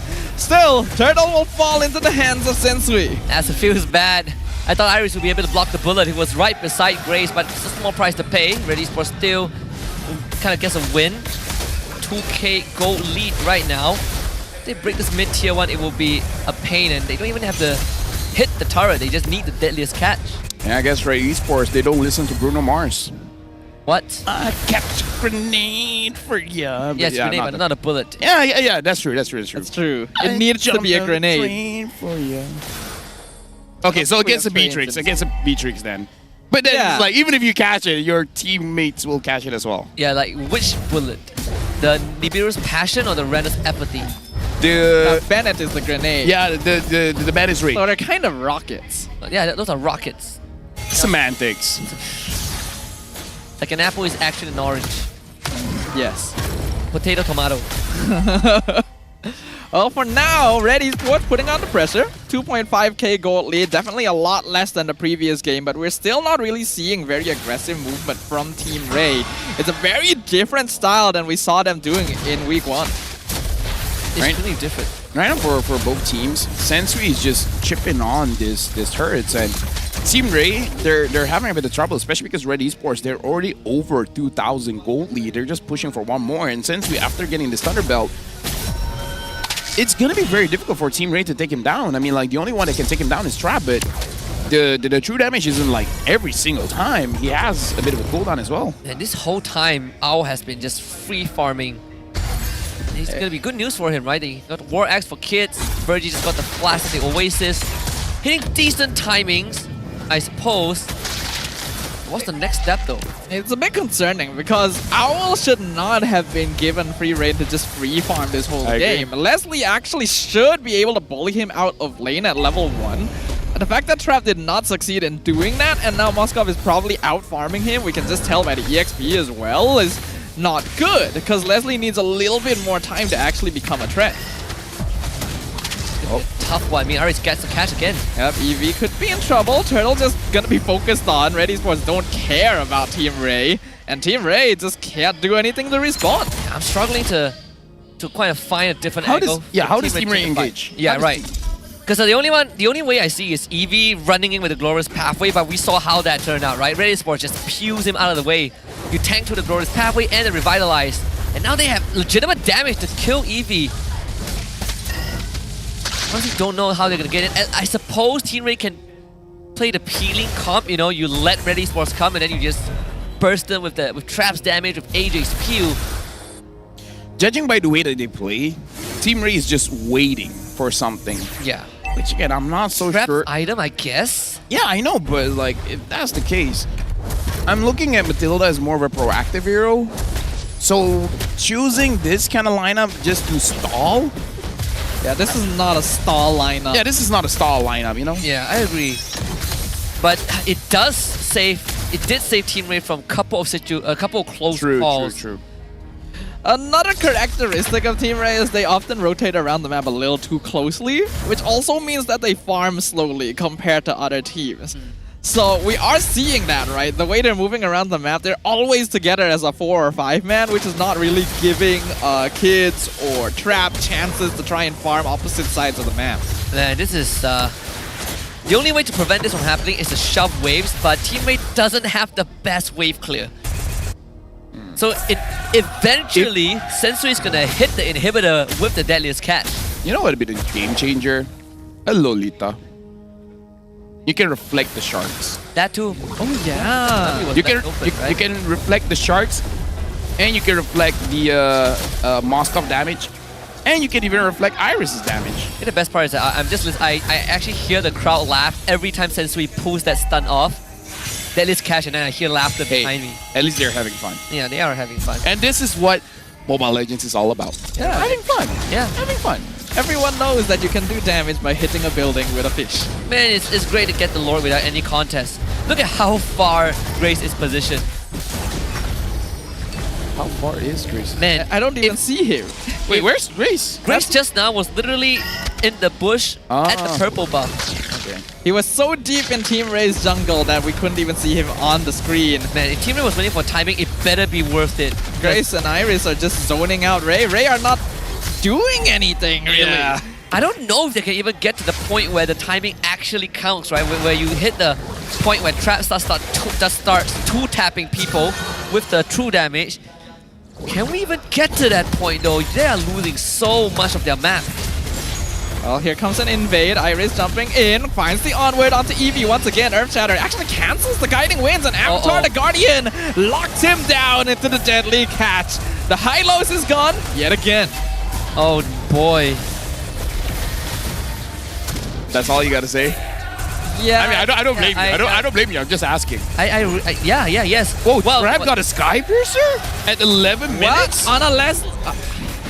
It would work if you're actually tapping people, but is this the game ender? It could be. It could be. The inhibitors are dropping one by one. Team Ray doesn't even have enough damage to take down the Lord. Earth Shatter. Oh, Iris actually does get punished. Crystal? The crystals just open. The fish come in. They eat the crystal. Ready Sports is the winner. 2-0 to Team Ray. You know what? At least we're going home early today. The kill score is 2-1. That's the kill score. And sorry, folks. Well, you know what? This is the Filipino influence, right? You know what? I say that all things have balance, and we get quite an experience, but at least we go home early, alright? So it's not a complete loss. Well, Hey. not for Team Ray, though. It's a complete defeat for them. Shout out to Red, man. This is such disciplined gameplay. You don't need a lot of kills to end the game. Let's see And now, let's just throw it over to Rose to talk to the teams. Kemenangan pertama untuk pasukan Red, 2 berbalas kosong, 3 mata penuh untuk mereka. First of all, guys, congratulations. Okay, thank you. Okay, Iris, how are you? Alhamdulillah, kita orang semua okey. Lepas kita orang first week kena battle Vamos, kita orang macam ada rasa nak revenge lah dekat semua team. Ooh. Okay, so Iris, dengan kemenangan ini adalah kemenangan pertama untuk pasukan Red musim ini kan? Adakah ini line-up yang you guys will be playing until the end? Untuk sekarang saya rasa saya tengok line up ni kita orang macam boleh pergi jauh lah, insyaAllah. Paling pun top 3 lah, insyaAllah lah. InsyaAllah. Wow, we love it. Okay, I love that. Thank you very much, Iris. Grace. Okay, Grace, hari ni Red jadi pasukan kedua untuk pick Gatot Kaca. Boleh bagi tahu untuk semua orang, adakah Gatot Kaca kuat patch ni ataupun just something going on between teams nama Red dengan Gatot hari ni? Saya rasa Gatot biasa aja, cuma user dia power. Wow! So bukan semua orang yang boleh pakai ya, Grace? Okay. So guys, I think this is the fastest series of the day. Fastest kan? 10 minit, both games. Amazing sweep. So, untuk semua orang yang dekat MBSJ, korang rasa siapa yang stand out this game? I'm only hearing one name. Tapi mari kita tengok MVP perlawanan ini. In 3, 2, 1. MVP perlawanan ini jatuh kepada Sensui from the Philippines. Hi Hello. Sensui, welcome to Hello. Malaysia. Hello. Kamusta? Good. You're good? Yeah. Okay, so how is it like playing in Red Esports so far? I think they're so easy to teach and Pwede ka mag-Tagalog? madali po sila turuan, saka may potential po talaga lahat ng players po. Okay, dia cakap Red Esports ni players dia cepat belajar and of course dorang juga dengar bila dia bagi nasihat. Okay, I think we can see from the gameplay that you guys actually played pretty similar to a Philippine playstyle. Very less kills, focus on objectives. Is that what you've been trying to instill in Red Esports?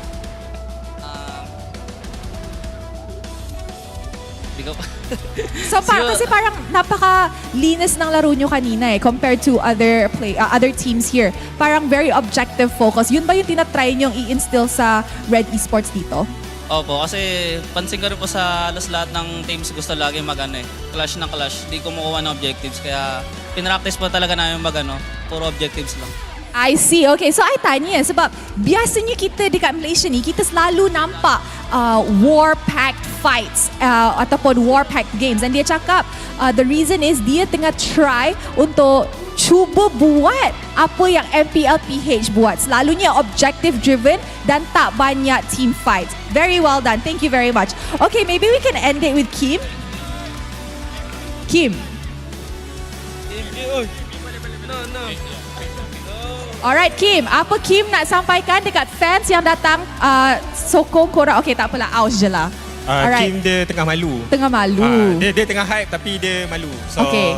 untuk siapa yang datang support dari Red Esport yang datang daripada tim SRG, terima kasih datang support. Yang daripada Red Alpha, terima kasih sebab datang support kita orang. Sorry first week kita orang tak boleh menang, tapi kita orang dah tunjukkan siapa kita orang kan. Untuk tim Ray, korang pun okay. Terima kasih sebab datang support kita orang dengan you guys punya team. So terima kasih guys. Alright, terima kasih kepada Team Red, and of course congratulations for your win. Okay, you guys may now go celebrate your victory. Okay, so guys, inilah dia match paling cepat hari ini, tapi esok dorang akan lawan Monster Vicious, the one and only full local lineup di MPL Malaysia. Before that, and before we wrap up our day, mari kita dengar mic check daripada pasukan Red Esports.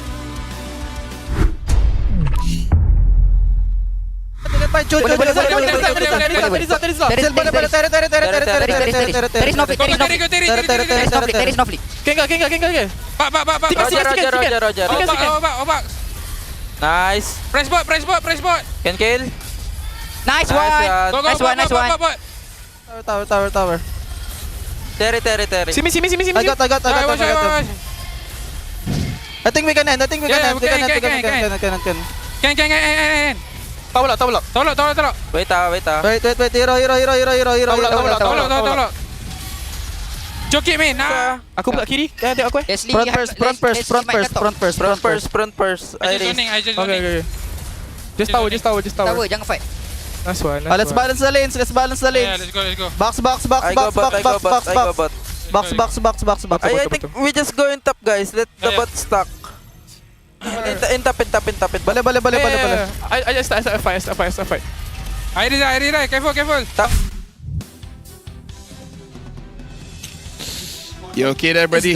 Is it done? You okay there? I mean, like you can get. Let me help you out. Let me help you out. You good there, sir? You okay? Just woke up from a fever dream. Yeah, it was a dream. It was all a dream. More like a nightmare. We gotta take a look at the highlights first. Well, at least How Red much can Esport- become a highlight? Okay, we got one clip. So there's only 2 kills in the second game. And the second one was at the end of the game. So 2 clips. It should. Yes. Oh. This is the second one. And then the ending one, so there's 3. So there's 3 clips. And then there's probably the crystal breaking, right? Yeah. 3 clips. Yeah, exactly. All exactly. right. As a there's something that I once heard that I think rings true for this series. Easiest game of their lives. Easiest 2-0. It's not something you want to say, but it is not wrong. Red Esports got a very easy 2-0 there. Sensui gonna be the MVP of the match. The Alpha and Bane were actually really smart picks overall for countering Team Ray's lineup both times. But I get the feeling that they didn't actually need to. Everything looked smart, to be very honest. But what the items do they have? The fact that this game only had 3 total, actually 4 total. Oh, 4. Oh, Okay. it's 2-2.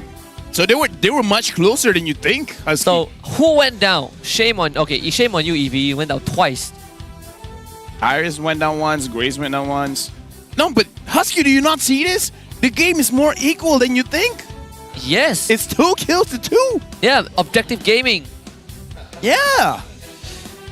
Now listen, folks, it's like going for objectives is good and all, but I kind of feel like most of them were pretty free. Yeah, you know the objectives. It's like, it's one thing to play objective and the opponent having no choice but to let things through, and another is just like, sure, why not? Just take it. I do personally think that if Red Esports, rather than going for objective gameplay, had just decided to run down Ray a few times. Just run down mid. They could have actually ended the game a lot sooner.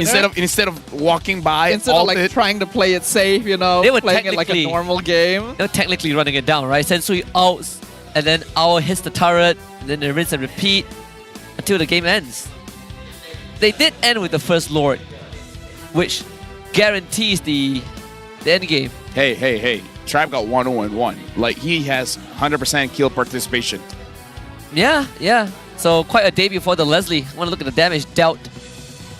No, Pretty low not too shabby. You know, I mean, this is even lower than game 1. Yeah, Kids has less damage than Virgie. So yeah, game 1 total damage dealt, we capped at 80,000+ for Red, but this one is just slow. It just feels very, very weird. On a more serious note, this is not the gameplay we saw from Ray in week 1, and I don't understand why. They were more aggressive. They were very good at ganking early game, very good at rotating. We saw none of that.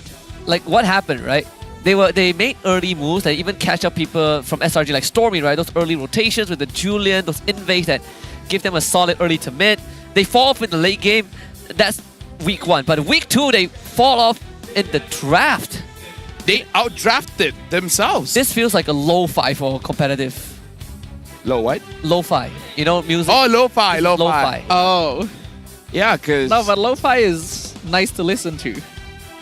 Yeah. Where is nice to listen to? I am very surprised. That's true. I'm very surprised that in the mic check for Red, they didn't once question why did Ray pick a Cho jungle. They were locked in. I think it was edited out. I think so too. I think it's during the draft. They're like, wait, what? What? And then afterwards, just like, this is just the world we live in. We're just professionals. We got paid to win the game, and then let's just win the game. Doesn't matter to be what they fair, have. even if you lose, you still get paid, but still. Yeah, but winning does get you a bit extra, right? So, you know, Ray cash in on a bit extra. Look at this. AJ did the most damage. You know what? This is the first time that the best wingman is 2 assists. Oh, man. To give context, there's only 2 kills this game, so how hard can it be? He's not the only one that has 2 assists. Virgie had 2 assists. So they're both best wingmen. They're both the best, indeed. From what it looks like, it seems like Ray is kind of dependent on Virgie making those early game setups to actually go for early aggro. And Matilda is a hero that should actually be able to do that. Exactly. But it didn't seem like Virgie was comfortable on it. Like, compare this to his Jawhead gameplay. It is worlds apart. Maybe Jawhead was the prime factor, right? Jawhead was the source of power. I bet our statsmen are pulling their hairs out right now. I legit wouldn't even mind if they just went old school and pick up the Matilda alongside with the Fredrin. You know the best part about this is because of that, Red Esports is now top 3. How far they jumped? It's still very early. From number 9 all the way to top 3, baby. Oh my god. Oh man. This is so funny. This is hilarious. I'm starting to enjoy it. Hey, shout out to Red Esports fan. You guys are living good. You guys are honest. You guys are sleeping well tonight. But Team Ray fans, oh boy. Yeah, it's a really bad start for them. I feel like you don't need to be a Team Ray fan to be hurt by that. That's true. That's true as well. I can't wait to go on Facebook after this. Oh yeah. I want to go on Facebook now. I can't wait to finally participate in those discussions in a civil manner and just talk about how Team Ray can adjust, because the first 2 series that they dropped pretty close until the late game, but this one, oh man, I need to watch that out of my mind, and we get them tomorrow again. But of course we start with RSGMY against JP9ers, and then Monster Vicious against Red Esports, and then we get Homeboys against Team Ray. Hey! Okay, look. Yes! They're the final game, so they have time to prepare. Absolutely. Going up against Homeboys. Homeboys took a game from SRG, so this is going to be a good fight. Oh, it's going to be awesome, right? Team Ray came close to SRG also. Yeah. They dumped the SRG in the early game. Dude, I want to see MV going up against Red as well. I think that would be the highlight. This is going to be the real test for this roster for Red. Even for RGMY against JP Niners, it's the team that swapped the co-laners, right? You know, Zav's on RG now, and then Lolia on JP Niners. Both having tendencies to that's pretty funny, you know, actually. make some funny moves. Are you working tomorrow? No. Are you working tomorrow? Yes. Good luck. We'll be having dinner. Yeah, it's like we'll have time for dinner. Yeah, you both are gonna have time. I'll be having dinner time. anyways. I'll be watching this. It is an interesting day, though. I think we've got a good mix of teams who are still finding their footing and teams who are trying to make a statement, kind of in the middle of the pack. So it's a day you want to tune in for. Yeah, it does take the edge off at the very end, right? You go home happy, get a good meal, tuck in. I don't know about you guys, but I'm glad I came for work today. Thank you very much for being on the desk with me. It's quite a day, but tomorrow we got more actions. 3 more best of 3 to close out week number 2. See you tomorrow, same time. Goodbye.